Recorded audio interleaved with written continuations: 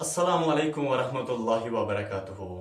My dear 9th class students, आज एक तरफ से मैं खुश भी हूँ और हकीकत में दूसरी तरफ से बहुत रंजीदा हूँ, क्योंकि आज हम उस चैप्टर का इख्तिताम करने वाले हैं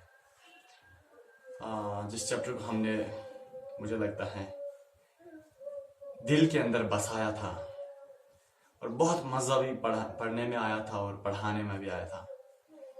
तो मेरे बच्चे, असल में अब तो ख़त्म करना ही है, चारा भी नहीं है, दिल तो इजाज़त नहीं देता है, बट यहाँ से जो सिलेबस का वर्कलोड है उसके लिए तो करना ही पड़ेगा। मैंने सोचा था बहुत सारे इशार लिख के लाऊं और इस चैप्टर पे पढ़ूं, क्योंकि बहुत प्यारा सा हो गया था, बट क्या करें, कभी ज़माना कभी वक्त साथ नहीं देता है। तो मेरे बच्चे, एक ऐसा टॉपिक इस चैप्टर का याद है? चैप्टर कौन सा है? चैप्टर है मेरे बेटे डायवर्सिटी या बायोडायवर्सिटी। सबसे पहले जब हमने इस चैप्टर को स्टार्ट किया था उस वक्त बेटे मेरे उस वक्त हमने general introduction about biodiversity and some terminology, उसके बाद बेटे हमने प्लांट किंगडम को उठाया था, खत्म कर दिया था, फिर एनिमल किंगडम को उठाया था, उसको भी खत्म कर दिया था, परसों ही खत्म कर दिया।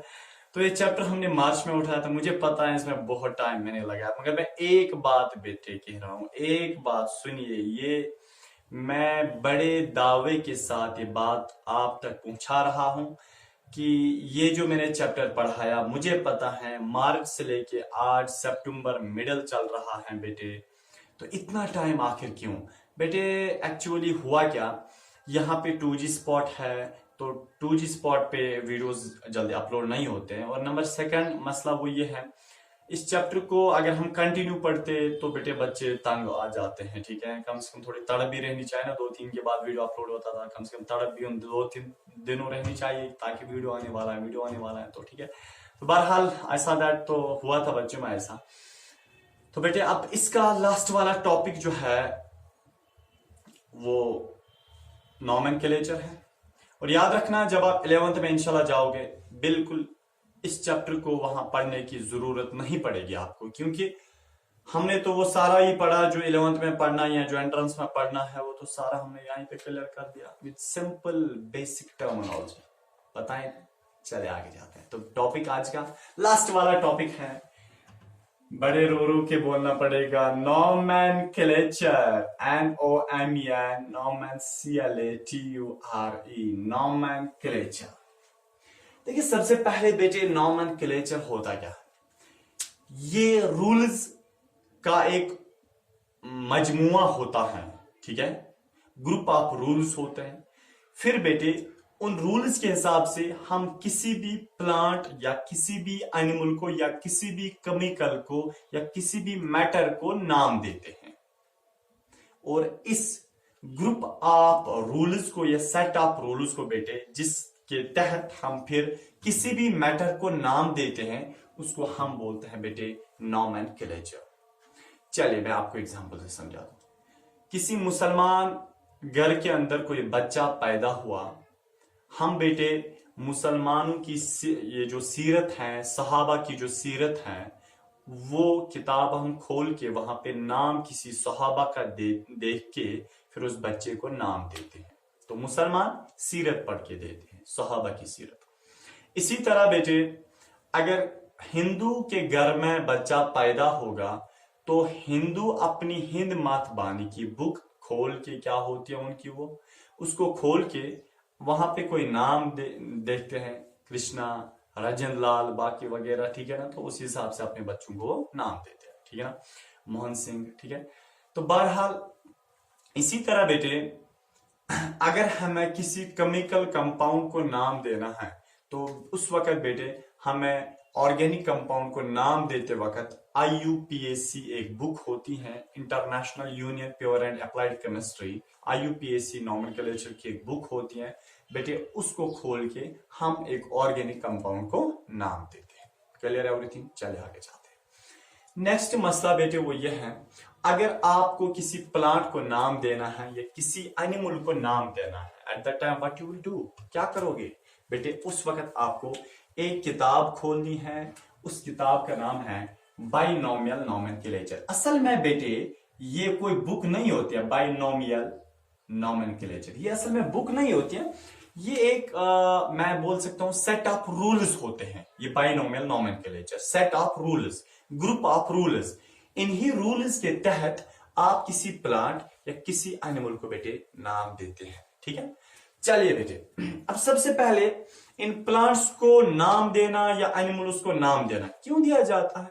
बट बेटे आपको पता है हम किसी प्लांट या किसी एनिमल को साइंटिफिक नाम देते हैं, ऐसा नाम हम प्लांट्स को रखते हैं या किसी एनिमल को रखते हैं, दुनिया उसी नाम से उस प्लांट या एनिमल को पुकारती है। फिर सर क्यों, वाई सो?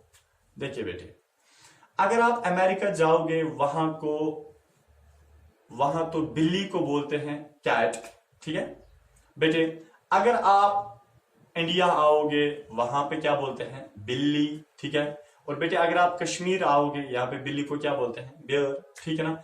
चलिए बेटे अब मसला ये है, देखिए मैंने 3 ही लोकेशंस आपको बताई, कश्मीर, इंडिया एंड अमेरिका। यहां पे भी डिफरेंस है नामों की, वो अपने हिसाब से या अपने हिसाब से अपने हिसाब से। एक प्लांट या एक एनिमल को बेटे हमें ऐसा नाम देना है, एक ही नाम देना है। फॉर एग्जांपल ये मेरे पास प्लांट है, इसको ऐसा नाम देना है इन रूल्स के तहत, बाइनोमियल नोमेनक्लेचर के रूल्स के तहत इसको ऐसा नाम देना है कि अमेरिका वाले भी इसको उसी नाम से पुकारने चाहिए, मैं भी इसी नाम से पुकारूं, कश्मीर या सॉरी ये जो बाकी इंडियन भी पुकारना चाहिए, हर एक उसको एक ही नाम से पुकारना चाहिए। समझा बेटे? तो बेटे इसीलिए हम साइंटिफिक नाम देते हैं। साइंटिफिक नाम ही होता है प्रोफेशनल नेम, जो पूरी दुनिया एक ऑर्गेनिज्म को उसी नाम से तो जानती है। ठीक है बेटे, चलिए सर इन नामों में क्या प्रॉब्लम है जो हम बोलते हैं। चलिए हम बोलते हैं बियर, हिंदुस्तान वाले बोलते हैं, हिंदुस्तान मीन्स की जो वहां पे इंडिया यानी कि हिंदी बोली बोलते हैं। ठीक है, जो वहां पे भाषाओं की जो हिंदी होती है तो वो बोलते हैं बिल्ली, और अमेरिका वाले बोलते हैं कैट। हाँ, इसमें क्या प्रॉब्लम है बेटे? देखिए जो अपने नाम है या जो कॉमन नेम्स हैं, ठीक है ना, कॉमन नेम्स जो है, देखिए उनमें क्या प्रॉब्लम है। प्रॉब्लम नंबर 1, कोई साइंटिफिक रूल इस्तेमाल नहीं किया जाता है कॉमन नेम देने में। हम बोलते हैं बिल्ली को बियर, कौन सा रूल आप फॉलो करते हैं बिल्ली को बियर कहने में? कोई रूल नहीं। ठीक है, ऐसे ही नाम आया तो दे दो नाम। ठीक है, तो इसी तरह बेटे कौन सा रूल है कि हम मछली को बोलते हैं ये गम अमगे गाड़। ठीक है ना, कौन सा रूल फॉलो करते हैं? कोई नहीं। ठीक है, तो दैट मीन्स पहली प्रॉब्लम जो है कॉमन नेम्स में, जो हम कॉमन लैंग्वेज इस्तेमाल करते हैं किसी ऑर्गेनिज्म का नाम देने में, पहली प्रॉब्लम वहां पे यह है कि बेटे कोई साइंटिफिक बेसिस हम इस्तेमाल नहीं करते हैं, नंबर फर्स्ट। नंबर सेकंड बेटे वर्ल्ड वाइड डिफरेंट रीजन्स में, डिफरेंट इलाकों में एक ऑर्गेनिज्म को डिफरेंट नामों से जाना जाता है। उस प्रॉब्लम को दूर करने के लिए हम एक साइंटिफिक नाम देते हैं। तो दूसरी प्रॉब्लम क्या है कॉमन नेम्स की, कि कॉमन नेम्स डिफरेंट रीजन्स में डिफरेंट डिफरेंट होते हैं। इस प्रॉब्लम को दूर करने के लिए हमने बाइनोमियल नोमेनक्लेचर से हम ऑर्गेनिज्म को नाम देते हैं। तो बेटे कोई साइंटिफिक बेस कॉमन नेम्स की नहीं होती है, तो हम बाइनोमियल नोमेनक्लेचर में एक साइंटिफिक बेस लेते हैं, उसके बाद एक ऑर्गेनिज्म को नाम देते हैं। और बेटे एक बड़ी सी प्रॉब्लम जो है वो ये है, हमने बहुत सारे ऑर्गेनिजम्स को ऐसे कॉमन नेम दिए हैं, ठीक है, मतलब कि वो मिसलीड करते हैं एक ऑर्गेनिज्म को। ठीक है, हालांकि जैसे मैं आपको बताता हूं, कटल फिश सुना है बेटे? Cuttle fish, CUTTLE, cuttle fish. छोड़िए जली फिश सुना होगा, जली फिश है, कटल फिश है, स्टार फिश है। हाँ अच्छे एग्जांपल आए, स्टार फिश है, कटल फिश है, जली फिश है। ये फिशेस नहीं है, बट हम कॉमनली इनको क्या बोलते हैं? Cuttlefish, jellyfish, starfish. Actually they are not fishes, वो फिश के ग्रुप में नहीं आते हैं, बोलते हैं कॉमन लैंग्वेज है, कॉमन नेम है। इसलिए बेटे ये कॉमन नेम क्या करता है? मिसलीड। हमें लगता है स्टार फिश ये फिश है, असल में फिश नहीं है। हम बोलते हैं कटल फिश, असल में फिश नहीं है। हम बोलते हैं जली फिश, असल में फिश नहीं है। तो फिर क्यों बोलते हैं? बेटे ये कॉमन नेम्स की यही प्रॉब्लम है। इस प्रॉब्लम को दूर करने के लिए हम बाइनोमियल नोमेनक्लेचर का इस्तेमाल करते हैं। बाइनोमियल नोमेनक्लेचर होता क्या है? देखिए बाइनोमियल नोमेनक्लेचर सबसे पहले दिया था एक अच्छे साइंटिस्ट ने, ठीक है, जिसको आज समझा जाता है फादर ऑफ मॉडर्न बॉटनी, ठीक है, मॉडर्न बॉटनी का वही फादर है। पहले जमाने में फादर ऑफ बॉटनी था थियोफ्रास्टस, आज है फादर ऑफ मॉडर्न बॉटनी है कैरोलस लीनियस। तो बेटे Carolus Linnaeus, LINEAUS, Carolus Linnaeus एक बंदा है, उसने बेटे सबसे पहले ऑर्गेनिज्म को प्रोफेशनल नाम या साइंटिफिक नाम देना स्टार्ट किया। उसने एक बुक लिखी है, किसने? कैरोलस लीनियस ने। उसका नाम है बेटे स्पीशीज प्लैंट्रम, SPECIES, स्पीशीज प्लैंट्रम। स्पीशीज प्लैंट्रम एक बुक जिसको लिखा है कैरोलस लीनियस ने। इसी बुक में यह वाजिया करता है कैरोलस लीनियस कि ऑर्गेनिज्म को हम आज से नाम प्रोफेशनल देंगे, ऑर्गेनिज्म को आज से हम साइंटिफिक नाम देंगे, ऐसा नाम देंगे कि पूरी दुनिया उसी नाम से एक ऑर्गेनिज्म को जाननी चाहिए, ताकि ये जो कॉमन नेम्स हैं जो डिफरेंट लैंग्वेजेस में, डिफरेंट रीजन्स में, डिफरेंट अलग अलग जुबानों या डिफरेंट लैंग्वेज से जाना जाता है, इस चीज को हम दूर करेंगे। हम एक ही नाम ऑर्गेनिज्म को रखेंगे तो वर्ल्ड वाइड एक ही नाम से उस ऑर्गेनिज्म को दुनिया के लोग फिर जानने चाहिए। ठीक है बेटे, किसने बोला? ये कैरोलस लीनियस ने इनिशिएटिव उठाया बाइनोमियल नोमेनक्लेचर का। तो बेटे याद रखना एक अच्छी बात है वो ये, मैं तो हमेशा अच्छी बात ही बोलता हूं, बुरा कब बोला, ठीक है। तो बेटे चलिए आगे जाते हैं। तो बेटे याद रखिए कि जब भी हम किसी प्लांट किसी एनिमल को नाम देते हैं ना, तो बेटे वो नाम दो होते हैं, दो दो नाम हम देते हैं। ऐसा नहीं कि फॉर एग्जांपल एक बंदे का ये नाम है, उसको कभी ये बुलाएंगे, दूसरा नाम कभी इसको और बुलाएंगे, ऐसा नहीं है। एक ऑर्गेनिज्म में फॉर एग्जांपल ये, इसको हम नाम रखेंगे, वो दो वर्ड्स में होगा। कितने वर्ड्स में? दो वर्ड्स में एक ऑर्गेनिज्म का नाम देना है, ठीक है। पहला वर्ड जो होता है, पहला वर्ड, उसको हम बेटे बोलते हैं जेनेरिक नेम, जेनेरिक नेम। और दूसरा जो वर्ड है बेटे, उसको हम क्या बोलते हैं? Species name. क्या बोलते हैं? Species name. देखिए बेटे फॉर एग्जांपल मैं आपको एक एग्जांपल देता हूं, एक एग्जांपल। हमारे पास फॉर एग्जांपल है मटर, ठीक है ना, मटर, मीम टेरेटर, मटर, मटर को हम बोलते हैं पीज, ठीक है ना, पी। तो बेटे फॉर एग्जांपल अगर आपको पी को नाम देना है तो बेटे आप दो वर्ड्स में नाम दोगे, पहला वर्ड और दूसरा वर्ड, दो वर्ड्स में नाम दोगे। पहला वर्ड होगा जेनेरिक नेम, दूसरा वर्ड होगा स्पीशीज नेम। जैसे बेटे इसका साइंटिफिक नेम है Pisum sativum, PISUM, Pisum sativum, SATIVUM, sativum. देखिए मेरे बच्चे, पाइसम सेटाइवम पहला वर्ड क्या है? जेनेरिक नेम, दूसरा क्या है? Species name. ये जितने भी दुनिया में ऑर्गेनिज्म है इनको साइंटिफिक नाम देना है बाइनोमियल नोमेनक्लेचर के रूल्स के तहत। बेटे याद रखना, नाम तो हम ऑर्गेनिज्म को देते हैं बट दो वर्ड्स में। पहला वर्ड साइंटिफिक नेम, दूसरा वर्ड पहला वर्ड जेनेरिक नेम, दूसरा वर्ड स्पीशीज नेम, ठीक है। देखिए अब ये जो नाम हम ऑर्गेनिज्म को देते हैं ज्यादातर ये ग्रीक में होते हैं, इटैलिक्स यानी कि ग्रीक में होते हैं, लैटिन में होते हैं, ठीक है। चलिए आगे थोड़ा जाते हैं, आगे समझ आएगा अच्छे से इंशाल्लाह। तो बेटे जो पहला ये जो जेनेरिक नेम होता है, इसका क्या मतलब होता है? ये एक ऑर्गेनिज्म की जीनस को रिप्रेजेंट करता है। किसको? जीनस को रिप्रेजेंट करता है। पहला है किंगडम, किंगडम से क्या निकलता है? ये फाइलम, फाइलम या डिवीजन निकलता है। तो वहां से उसको भी डिवाइड करो, फाइलम या डिवीजन, फाइलम या डिवीजन को डिवाइड करो, वहां से क्या निकलेगा बेटे? वहां से क्लास निकलेगा, ठीक है ना, क्लास से ऑर्डर निकलेगा। इसी तरह बेटे जो एक जगह जीनस भी आता है, पहला नाम जो ऑर्गेनिज्म का होता है वो जीनस से हम लेते हैं, दूसरा वर्ड स्पीशीज से लेते हैं, ठीक है। दूसरा वर्ड कहां से लेते हैं? स्पीशीज से लेते हैं। समझ आ रहा है इतना? तो पहला वर्ड जेनेरिक नेम, दूसरा वर्ड स्पीशीज नेम होता है, आप इतना याद रखिए। चलिए इधर के बच्चे, तो दूसरा मसला यह है, जब भी आप वर्ड्स लिखोगे ना, जब भी आप वर्ड्स लिखोगे तो बेटे देखिए दो वर्ड्स में नाम लिखना है एक ऑर्गेनिज्म को। तो पहला वर्ड क्या है यहां पे? मटर को पाइसम सेटाइवम। बेटे जो पहला वर्ड जेनेरिक नेम है, जेनेरिक वर्ड का पहला अल्फाबेट जो है यह हमेशा कैपिटल में लिखना है। यह रूल है बाइनोमियल नोमेनक्लेचर का, यह हमेशा कैपिटल में लिखना है। और जो स्पीशीज का नाम है, स्पीशीज का नाम बेटे सारा स्मॉल में लिखना है। क्या लिखना है? सारा स्मॉल। हाँ, अगर आप बेटे कंप्यूटर में लिखते हैं ये नाम, तब आपको नॉर्मली जो आप नाम लिखते हैं तो नॉर्मली जितना आप टाइपिंग करते कर दीजिए, बट जहां पे ये किसी ऑर्गेनिज्म का नाम आएगा बेटे, वहां पे एक काम कीजिए, वहां पे आपको काम करना है कि जब भी बाइनोमियल नोमेनक्लेचर का कोई नाम आएगा, इसको इटैलिक्स में, थोड़ा उल्टा होता है ना, थोड़ा ऐसे दो ले, वो इटैलिक्स में लिखना होता है हमेशा। जब भी आप कंप्यूटर में टाइपिंग करते हैं तो बाइनोमियल नोमेनक्लेचर का कोई भी नाम इटैलिक्स में लिखना है। हाँ, अगर आप हैंड रिटन लिखते हैं, कोई नोट्स बना रहे हैं आप हाथ से बेटे, तब क्या करना है, जब भी ये नाम आएगा ना, किसी ऑर्गेनिज्म का नाम आएगा, जिन ये साइंटिफिक नेम, तब बेटे इसको अंडरलाइन करना अलग अलग से, इसको स्पीशीज नेम अलग अंडरलाइन, इसको अलग अंडरलाइन करना है, ताकि ये लगे नहीं ये किसी का नाम है। समझ आ रहा है बेटे?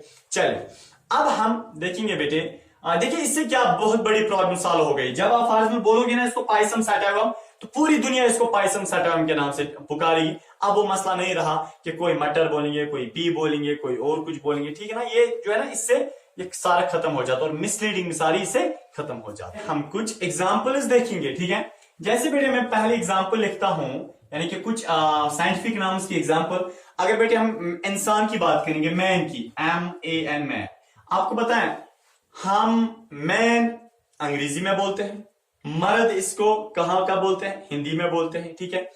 तो बेटे याद रखिए, हम इसको साइंटिफिक नाम से या बाइनोमियल नोमेनक्लेचर से कैसे नाम देते हैं इंसान को। बेटे इसका नाम होता है, इंसान का जो साइंटिफिक नाम है, हम इसको बोलते हैं होमो सेपियनस। होमो सेपियनस, SAPIENS, सेपियनस। देखिए पहला नाम जेनेरिक नेम, दूसरा स्पीशीज का नाम, ठीक है ना, होमो सेपियनस। चलिए दूसरी एग्जांपल मैं देता हूं बेटे, और टच मी नॉट प्लांट सुना है आपने, touch me not, touch me not, ठीक है ना, मेरे साथ छेड़ो मत, ठीक है। टच मी नॉट प्लांट का बेटे उसका साइंटिफिक नेम है मिमोसा प्यूडिका। क्या नाम है?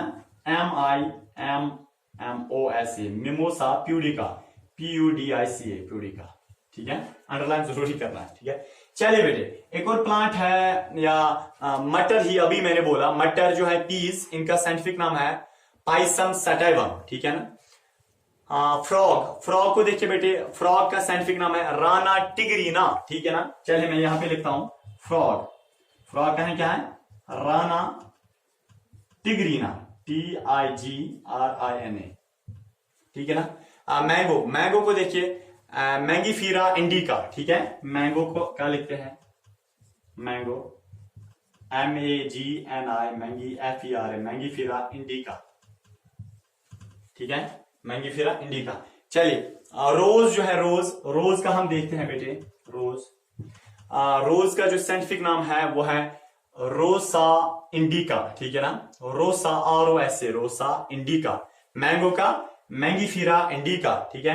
इस तरह फ्रॉग का राना टिग्रीना, इंसान का होमो सेपियनस, टच मी नॉट का बताइए मिमोसा प्यूडिका, ठीक है, मटर का पाइसम सैटाइवम। इस तरह बेटे बहुत सारे टाइगर का, बाकी सबों का है, ठीक है। तो पहला नाम याद रखना है जेनेरिक नेम, दूसरा है स्पीशीज का नाम। बहरहाल बेटे इसी के साथ अल्हम्दुलिल्लाह आज हमारा डायवर्सिटी का चैप्टर खत्म। मैं अपनी जेब में पेन रखता हूं, ठीक है, जेब नहीं है, जेब थोड़ा नीचे चले, मैं यहां पे रखता हूं, मैंने आज जेब में पेन रखा। डायवर्सिटी का चैप्टर खत्म, शुक्र अल्हम्दुलिल्लाह, अल्हम्दुलिल्लाह रब्बिल आलमीन, ठीक है।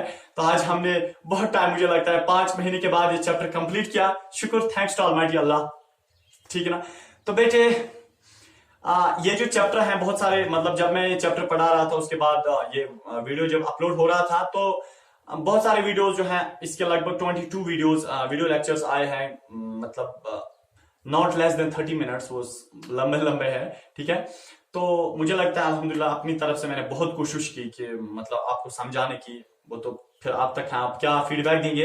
बहरहाल जब भी मैं ये कोई वीडियो अपलोड करता था बेटे, वहां से फिर मुझे व्हाट्सएप पे बहुत सारे मैसेज आती थी, बहुत सारे बच्चे जो है फोटोग्राफ्स इस चैप्टर के भेजते थे, जब वो मेरा वो सारा नोट करते थे फिर मुझे भेजते थे। जैसे मैं नाम बताऊं, कुछ बच्चियों ने बहुत सारे, मतलब बहुत ज्यादा हार्डवर्क किया है, ठीक है ना। मैं उनका बहुत मैं बता सकता हूं, मैं बहुत उस वक्त क्या हो गया कि एक्साइट हुआ कि नहीं, बच्चे तो देख रहे हैं, बच्चे तो अच्छा मेहनत कर रहे हैं इसमें बेटे। जैसे एक बच्ची थी वो नशरा, ठीक है ना, नशरा 9th क्लास की, ठीक है। तो और भी बहुत सारे थे, जैनब थी, वो माइसर थी, ठीक है, फरवा थी, आहिरा थी, बहुत सारे और भी थे, ठीक है। उन्होंने बहुत मेहनत की और उन्होंने मतलब जो भी लेक्चर्स हमने दिए उन्होंने फिर उनको नोट किया, ठीक है। तो सहर थी, उन्होंने नोट करके वो फिर मुझे भेजते थे। बहरहाल उनका भी मैं शुक्रगुजार हूं, उनको भी मैं थैंक यू बोलना चाहता हूं, क्योंकि उनने इनका एक नोट बनाया, तो मुझे भी लगा कि नहीं, अगले साल से मुझे बच्चों को बोलना चाहिए कि इसके नोट्स बनाओ ताकि 11th में फिर से काम आएंगे। बहरहाल बेटे, इस चैप्टर जो हमने कंप्लीट किया, मुझे पता है ये लंबा चैप्टर है, ड्राई था, मगर हमने हर टॉपिक में इसको पानी डाल के थोड़ा गीला कर दिया था। तो बेटे आखिर पे मैं बता रहा हूं, अगर ये चैप्टर अभी आपने स्टार्ट नहीं किया, पिछले से जाइए, कोई मसला नहीं। Hardly it will take you I think 10 days, ठीक है ना, टू कंप्लीट दिस चैप्टर। उतना बड़ा मसला नहीं है, आगे जाइए, दिन में 2 वीडियोस देखिए, चलिए आगे, ठीक है। उसके बाद बेटे अब आपको पता ही है इतना कि केमिस्ट्री हमने सारी खत्म कर दी है, ठीक है। और हम बायो का नेक्स्ट वाला चैप्टर हमने ऑफलाइन इंस्टीट्यूट के अंदर कंप्लीट किया। और जो बच्चे इंस्टीट्यूट अभी भी नहीं आ रहे हैं बेटे, प्लीज अपने करियर के लिए हमने रिस्क लिया, अपने करियर के लिए कम से कम इंस्टीट्यूट आइए, सोशल डिस्टेंस हम मेंटेन वहां पे करते हैं, और सारा जो मास्क लगा के आइए, अलग से सेपरेट रहिए, अलग सा होता है, बहुत डिस्टेंस भी होते हैं बच्चों का आपस में, ठीक है। तो आइए, कम से कम हम वहां पे एक और चैप्टर पढ़ रहे हैं, why do we fall ill, तो उसको मिस मत कीजिए। अपलोड करने वाला वो वाला चैप्टर मैं नहीं हूं, याद रखिए। आपको लगता होगा हम आप घर में बैठोगे, ठीक है। चले बहरहाल, thank you, thank you, thank you. अस्सलाम वालेकुम रहमतुल्लाहि व बरकातहू।